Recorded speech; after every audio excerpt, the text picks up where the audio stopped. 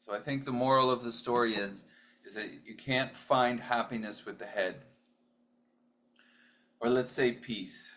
Happiness has many different meanings to many different people. It can be confusing. But you can't find peace from the mental system because the head is always searching. It's like a it's like a complete seeking system almost. And it's always searching for peace or happiness, whatever you want to use. It's searching for that within the world of conditions, meaning changing. So even if it finds some happiness, which I would say actually is more pleasure than happiness. It's finding pleasure because pleasure is momentary.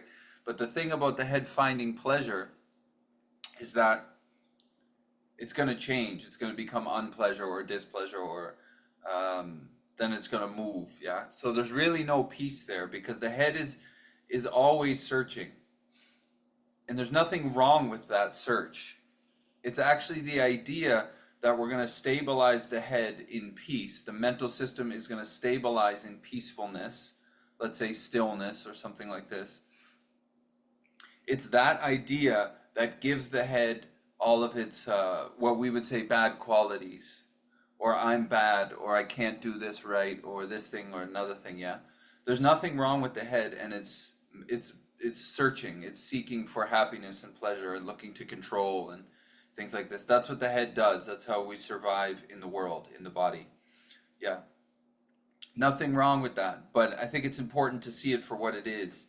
Because if we're using an unstable tool to find stability, we're never going to find stability. And even that, then we're going to be like, there's something wrong with me. If you're identified with the head, you're going to say there's something wrong with you. Yeah. And now not only is the head unstable, but now it's looking for stability even more as an unstable thing. Yeah. Or in my experience, it turns into like a self-hate thing where I can't do it. I don't qualify for peace, for essentially. I can't get it.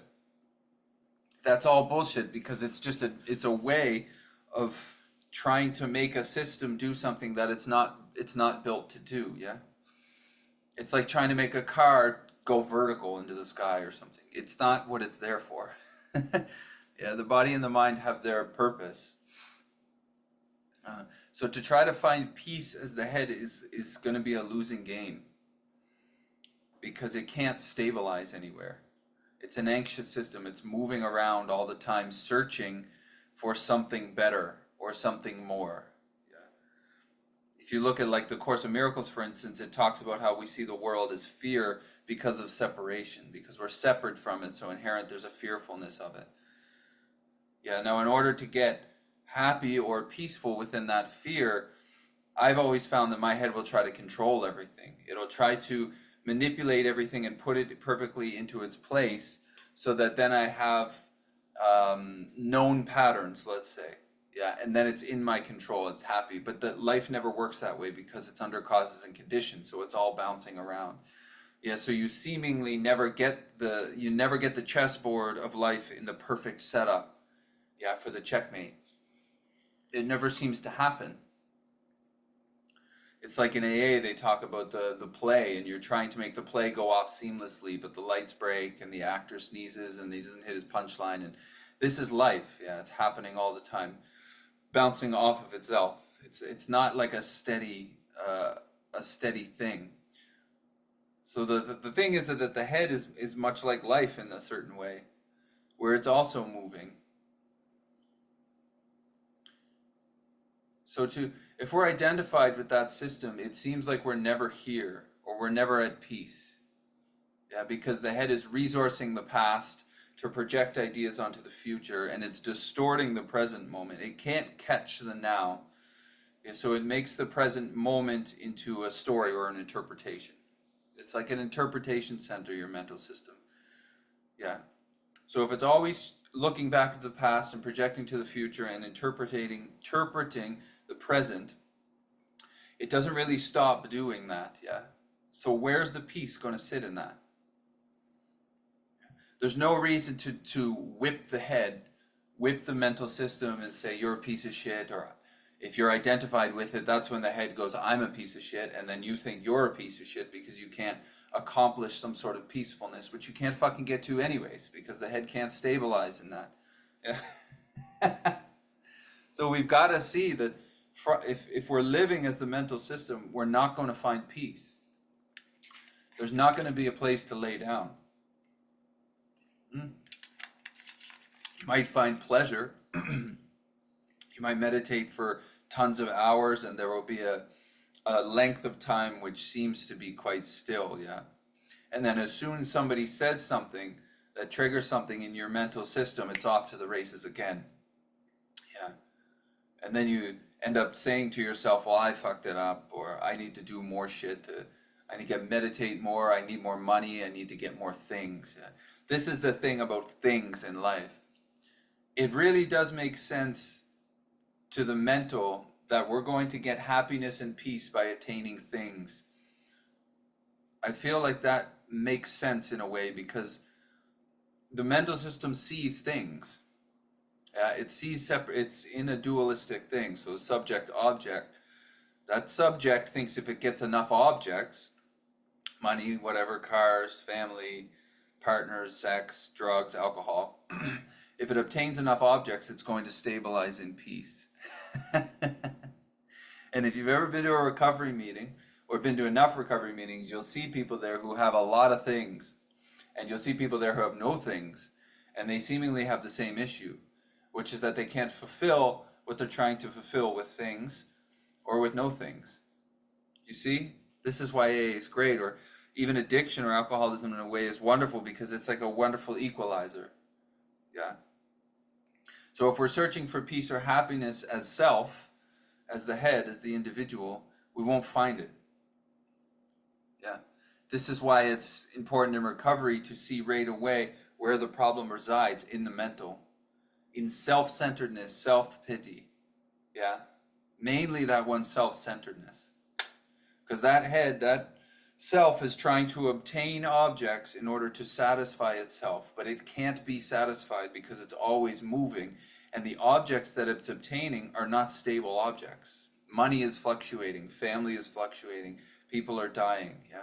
You run out of booze, you run out of drugs. You can't get enough booze, you can't get enough drugs. It goes on ad infinitum, yeah? You can't stabilize that system.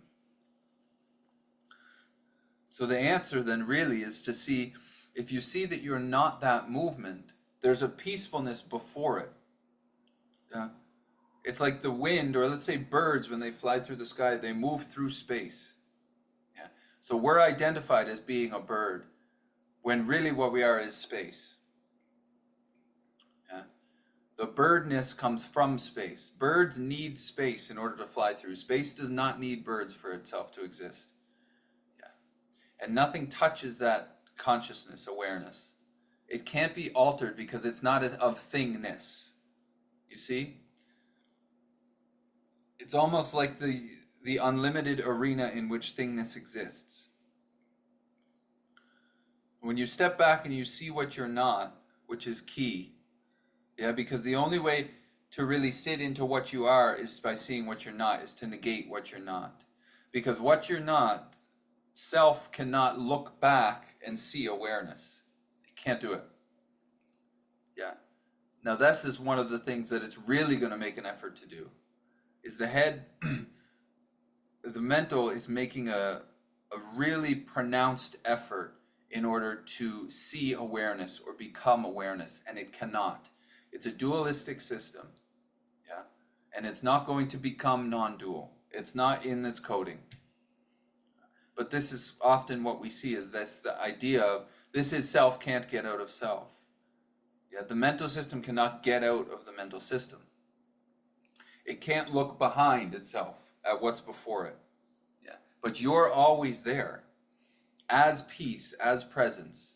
So it's an identification thing, you see. That's really what non-duality is looking at. You're not the body. You're not the body. Yes. So if we look at thoughts, thoughts are moving around. Let's say trying to obtain peace as an example of what they might be doing. Yeah. We identify as the one who the thoughts arise to, and then as the head's going around trying to find peace, money, drugs, sex, whatever, yeah, things, cars, Yeah, it's literally pulling us around. It's like a really terrible boss. Yeah, we're working for a dictator essentially, and the head will keep fucking going. More retreats, more meditation, more this, more this, more this, more whatever it can get a hold of, in order to try to make itself think it's going to be peaceful, and it's not going to be peaceful. Yeah, not a problem. But when you're identified with it, it's fucking dragging you around a lot. Yeah, and that's a very unpeaceful way to live. It gets very uncomfortable. So it's very important to see that the self is morphing into all these different ways of trying to obtain something that it can't obtain, and it's dragging you through the mud in the same time. Uh, so if there's a sense that the head is really getting, it's very busy. Yeah, it's busy searching because it feels like there's something to be searched for, meaning that it's not whole. Or in embodiment stuff, we would say this: the wholeness is seemingly fragmented. Yeah, and it's dragging the body around because the head interprets to the body of which it's a part. So if it feels not whole, the self is going to go around searching for wholeness, and it's dragging around the body of which it's a part. You. Well, not you, but the body. Yeah.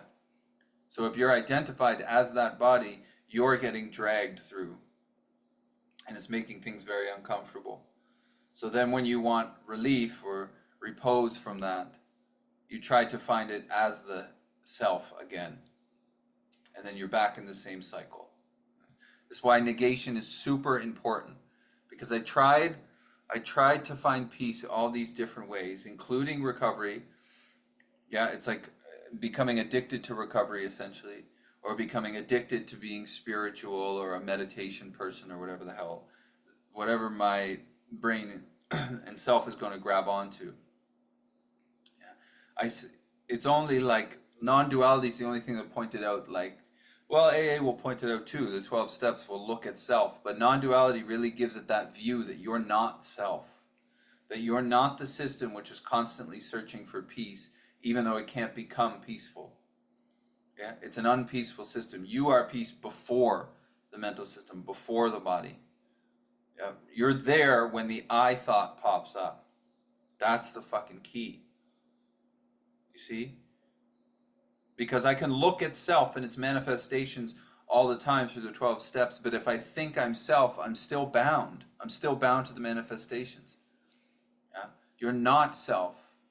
You're before that. Because self really isn't a thing. There's no thingness to it. It's an idea. It's part of the movement of the mental system. The idea of you, essentially. Yeah. And that mental system can't stabilize. It's like the ocean. It's just swinging current, back and forth, back and forth. So the 12 steps are beautiful because they really center on self. And they pronounce that this thing which we call self is what has defeated us. Yeah, it's dragging us through. But the thing that non-duality adds on is that, oh, by the way, you're not that. That's not what you are. You're before that as the infinite. Fuck, that's a big piece of the puzzle for me. In this life, that's been huge. Because otherwise, self is constantly working to get out of itself. And if I think I'm that, I'm never seemingly unbound from self and all of its fucking manifestations, which is trying to find peace and happiness through whatever it's going to do. Spirituality, drugs, booze, etc., etc., etc. You can't find peace as the head. In my experience, it's not going to happen. Yeah.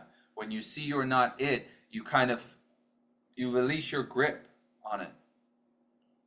And there you are as your peace before it, despite whatever the self is doing, all the searching and seeking that's going on. Yeah, it's like you suck the belief out of it, because what's fueling that sense of self and really the thought patterns what is fueling it is the belief that you're it, that it's arising to a you. Yeah, see through that. That's the illusion, the I as being a thing, we would look at as a body. See fucking through that, and you'll see the game, and then you'll see this.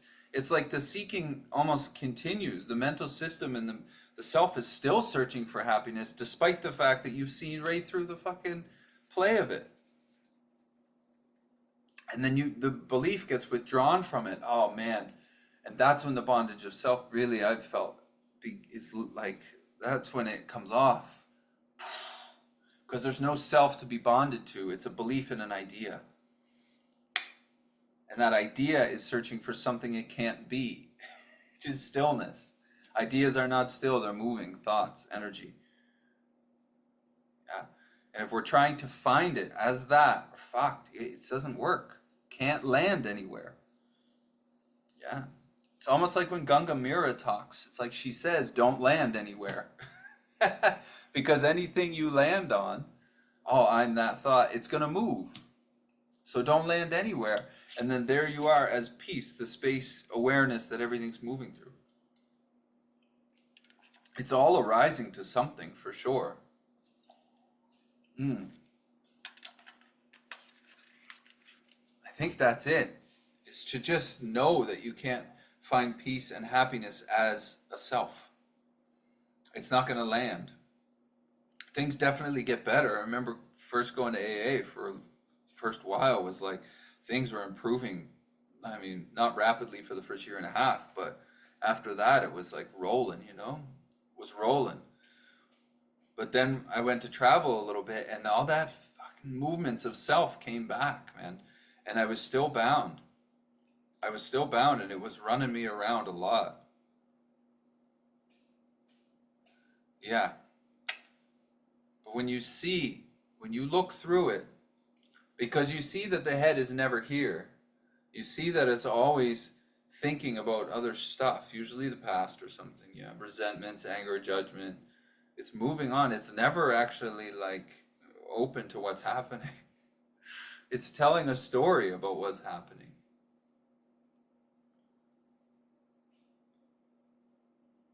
There's a light before that. Yeah. It's like the head is searching to be as peaceful as the Buddha, but you're already the Buddha. So it's like the head is using the Buddha, what you are, to search for what you are. And it can't find it. It's almost like you are peace, and then that peacefulness gets drawn into self, and now self is looking back, trying to find the Buddha, and you're already the Buddha. So why can't self find the Buddha? Because you are the Buddha. You see? But it keeps searching. It just keeps going on and on. It's amazing. It's really something. The real beauty of it is that peace is like, it's a nowness, meaning that you don't become peaceful. Yeah, you see what you're not, and then peace. Present moment. Not separate from. It's like you're it already. It's there. Yeah. So negation is super important. You see the self searching in all these different ways for peace. Yeah. And because it can be perceived, it's not what's perceiving. So there's something before it. Yeah. Who does that arise to? I. Who does that arise to? Oh, stepping back. And then there you are as peace. There's no effort. See, to be a self is a ton of effort because you're constantly searching for peace. But to be what you are, peace, no effort. And then after that comes a bunch of effort of something trying to become something that it can't be. Yeah. Separation trying to become non-separate, let's say. Two-ness trying to become not two. It can't do it, but it's working really friggin' hard to try to become a no thing. I mean, itself is not a thing, but you know what I mean? It's language. So you can't find happiness as the self. It's not there. It's unstable. And it's fine. There's nothing wrong with that. If you try to find peace as it, then there seems to be a sense that there's something wrong with it. Because you're trying to make a giraffe do cartwheels, and it doesn't do fucking cartwheels. It eats off trees and eats the grass. So let the head do what it does. Because when the self is looking, it's trying to get free from itself, it's really uncomfortable because it's doing a bunch of stuff that it's not allowing life to go, essentially. It's trying to pivot and portion everything out perfectly so that it can be happy.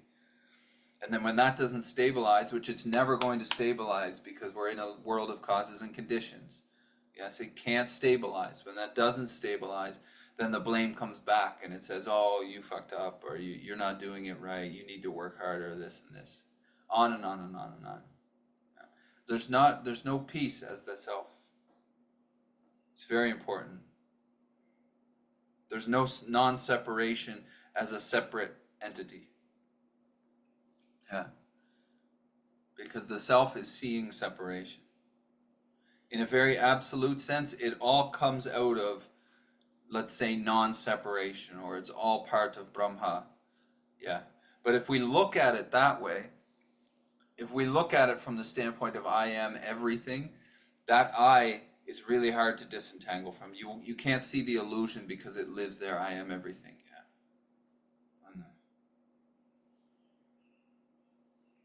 Yeah, so it's best, I find, negation. Negate what you're not, and then there you are. Yeah. As everything.